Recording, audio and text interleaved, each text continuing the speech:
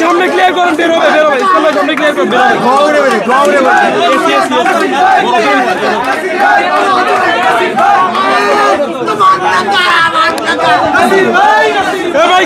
জাতীয় নাগরিক পার্টির মনোনয়ন আবেদন ফর্মে সাড়া পড়েছে।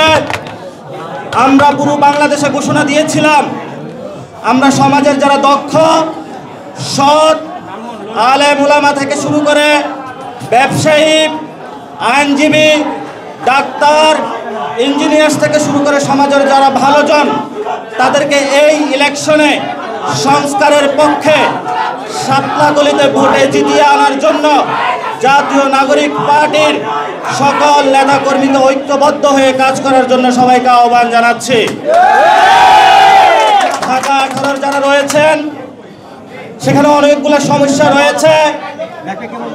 ধুলাবালু থেকে ব্যবসায়িক পরিস্থিতি ওই জায়গার ভালো না, সেখানে কিশোর গ্যাংদের উপদ্রব রয়েছে, তুরাগের পানি সমস্যা রয়েছে,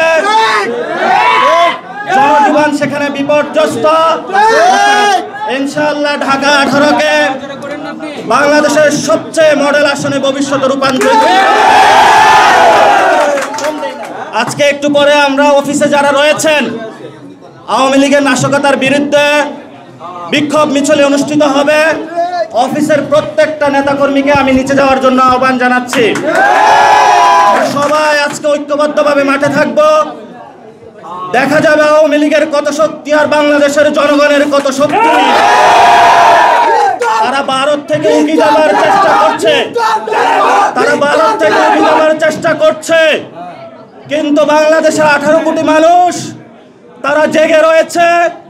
তারা যতদিন জীবিত থাকবে তাদের রক্তের উপর দিয়েই কোনো ফেসিবাদ কায়েম করতে হবে। আমরা যতদিন জীবিত আছি বাংলাদেশে কোনো ফেসিবাদ কায়েম করতে দিব না ইনশাআল্লাহ।